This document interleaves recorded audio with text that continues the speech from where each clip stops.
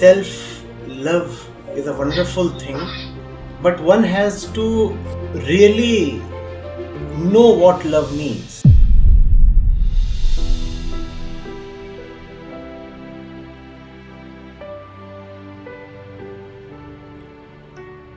Isn't there a difference between pleasing someone and helping someone?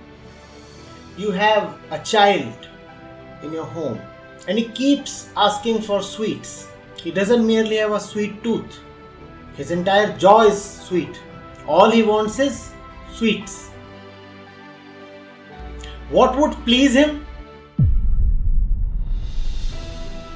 Lots of sweets.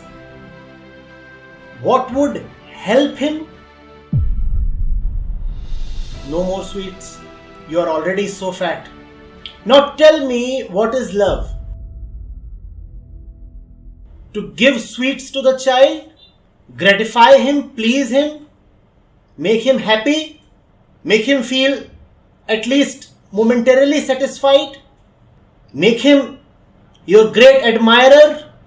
You offer him sweets, or keep him away from the sweets, even if it peeves him a little, even if it puts the relationship in a bit of strain, even if it makes him drift a little away from you. Where is love?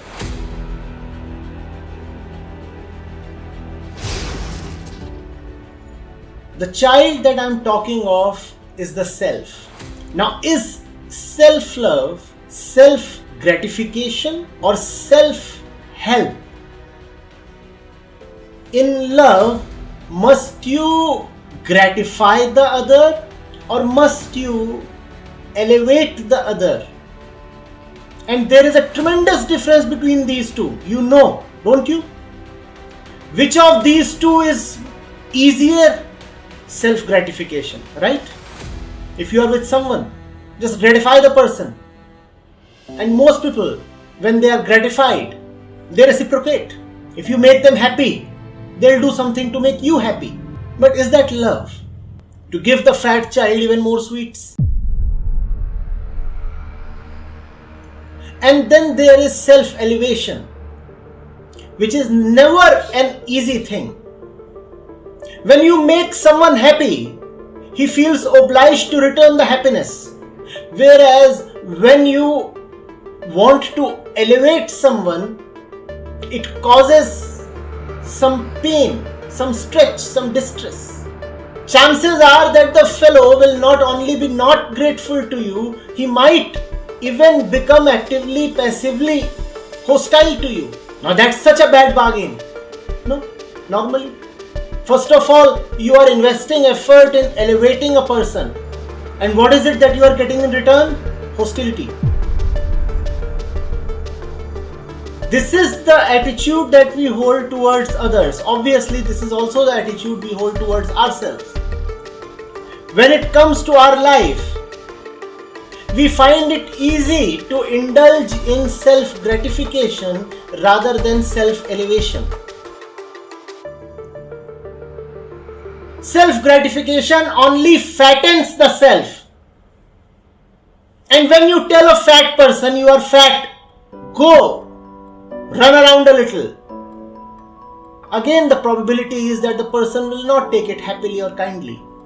You may receive hostility in return. The fellow might say, you don't want me to relax, you don't want to see me happy. And if you are pointing at my fat belly, I'll point at some shortcoming in your personality. So you strike a happy deal. You say, I'll keep you happy, you keep me happy. I'll scratch your back, you scratch my back. That's the relationship we have with ourselves as well. And that is quite prakritic. We don't want to take the tougher option. We don't want to take the less frequented road.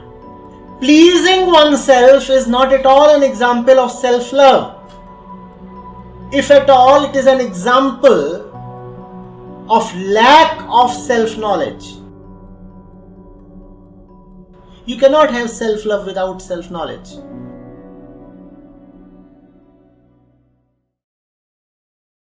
It is a great misconception, must be cleared very, very thoroughly, very, very finally. Making yourself happy is not at all an example of loving yourself. Love does not bother for happiness. Love bothers for rightness, for elevation. Self-gratification fattens the self. Self-elevation dissolves the self. But when it comes to the ego, we just don't appreciate that it is mostly important to reduce. Self-love is an exercise in reduction, not further accumulation. Therefore, be it love towards somebody else or love towards oneself, real love is always tough. False love is very lucrative, very charming. Oh, there is such a romance around it. But then that romance is hardly love. Real love tests.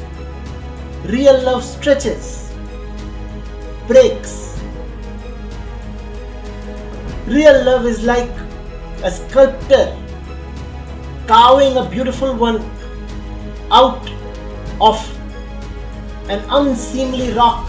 The rock must go through, suffer a lot of hits of the sculptor's tools. Without suffering at the hands of the sculptor, no rock can ever turn into a beautiful piece of art. That's love. When you help someone else's life take a beautiful shape, then you are loving the other.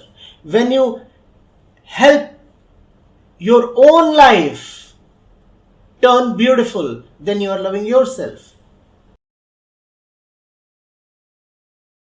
Are you getting it? One has to very clearly appreciate the difference between pleasure and welfare. That which pleases you is not necessarily in your welfare. Mostly, if not always, that which pleases you fattens you, spoils you, degrades you. Be very cautious of pleasure.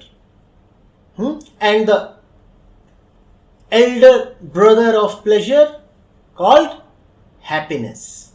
Pleasure is when you are receiving very physical, very carnal gratification. When your aims are achieved, when something happens as per your desired image, then what you experience is happiness. Happiness is more definable. Happiness lasts a bit longer than pleasure, but neither the pursuit of pleasure nor the chase of happiness can be called as self-love. Why? Because your contentment cannot come through pleasure or happiness.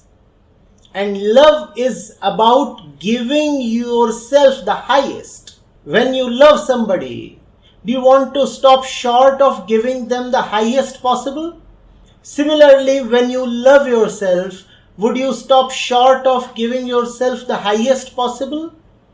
The highest possible is not contained in pleasure nor in happiness. Both pleasure and happiness leave you craving for more. And you know that, have you not? We all have experienced pleasure. We all have experienced happiness as well. Have they ever been sufficient and final? Never. Therefore, if you really love yourself, then it is not pleasure or happiness or gratification that you would want to provide yourself. You would want to give yourself something that lasts, something that is trustworthy, something you can pose your faith on. Getting it? Something that is really an act of intelligence. Is it intelligent to invest yourself in something that would come to you, be with you for half an hour, and then evaporate? Doesn't sound quite intelligent. Therefore, self-love is an exercise in intelligence. You have to ask, what is it that I really want? What is it that would provide me a deep and very long-lasting contentment? What is it that would elevate me from the level of desires for the futile? That is what I would want to gift myself, and that is called self-love, gifting oneself the highest possible. Right? Beware of false self-love. Being indifferent to the self is far better than fake self-love.